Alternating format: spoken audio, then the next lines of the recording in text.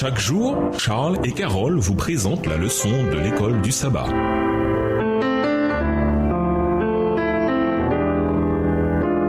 Bienvenue dans votre émission Dieu nous parle. Nous voyons de lundi. Dieu nous a parlé par son Fils. Lisons Hébreux 1, les versets 1 à 4. Quelle est l'idée centrale de ces versets? Hébreux 1, les versets 1 à 4. Après avoir autrefois à plusieurs reprises et de plusieurs manières parlé à nos pères par les prophètes, Dieu dans ces derniers temps nous a parlé par le Fils qu'il a établi héritier de toutes choses, par lequel il a aussi créé le monde, et qui, étant le reflet de sa gloire et l'empreinte de sa personne et soutenant toutes choses par sa parole puissante, a fait la purification des péchés et s'est assis à la droite de la majesté divine dans les lieux très hauts, devenu d'autant supérieur aux anges qu'il a hérité d'un nom plus excellent que le leur. Hébreux 1, les versets 1 à 4 n'est en effet qu'une seule phrase dans l'original grec. Et certains ont pu dire que c'est même la plus belle de tout le Nouveau Testament sur le plan de l'art rhétorique. Sa principale affirmation, c'est que Dieu nous a parlé par son Fils, Jésus. À l'époque des Juifs du 1er siècle, la parole de Dieu n'avait pas été entendue depuis longtemps. C'est 4 siècles auparavant, avec le prophète Malachi et les ministères d'Esdras et de Néhémie, que s'était exprimée la dernière révélation de Dieu par sa parole écrite. Mais à présent, à travers Jésus, Dieu leur parlait de nouveau. La révélation de Dieu à travers Jésus, cependant, était supérieure à la révélation que Dieu avait donnée par l'intermédiaire des prophètes, car Jésus est un agent de révélation supérieure. Il est Dieu lui-même. Il a créé le ciel et la terre et qui règne sur l'univers. Pour Paul, la divinité du Christ n'est jamais à mettre en doute. Elle est tout simplement présupposée. En outre, pour Paul, l'Ancien Testament était la parole de Dieu. Le même Dieu qui avait parlé par le passé continue de parler aujourd'hui. L'Ancien Testament communiquait une connaissance réelle de la volonté de Dieu. Cependant, il ne fut possible de comprendre pleinement sa signification que lorsque le Fils arriva sur terre. Dans la pensée de l'auteur, la révélation que le Fils fit du Père donna la clé pour comprendre l'ampleur véritable de l'Ancien Testament. De la même manière qu'une image sur la boîte d'un puzzle donne la clé pour nous aider à trouver la bonne place de chacune de ces pièces. Jésus a mis en lumière tellement d'aspects de l'Ancien Testament. Entre-temps, Jésus est devenu notre représentant et notre sauveur. Il allait prendre notre place dans le combat et vaincre le serpent. De la même manière, dans Hébreux, Jésus est le chef ou l'auteur et le précurseur. Hébreux 2, verset 10, Hébreux 6, verset 20. Il combat pour nous et nous représente. Cela signifie également que ce que Dieu a fait pour Jésus, notre représentant, le Père veut également le faire pour nous. Celui qui a exalté Jésus à sa droite veut également nous voir assis avec Jésus sous son trône. Apocalypse 3, verset 21. Le message de Dieu en Jésus comprend non seulement ce que Jésus a dit, mais aussi ce que le Père a fait à travers lui et pour lui. Tout cela pour notre bénéfice temporel et éternel. Réfléchissez à ce que signifie le fait que Jésus, Dieu, est venu sur cette terre. Pourquoi cette vérité devrait-elle nous donner autant d'espoir? Au revoir. Et à demain si Dieu veut.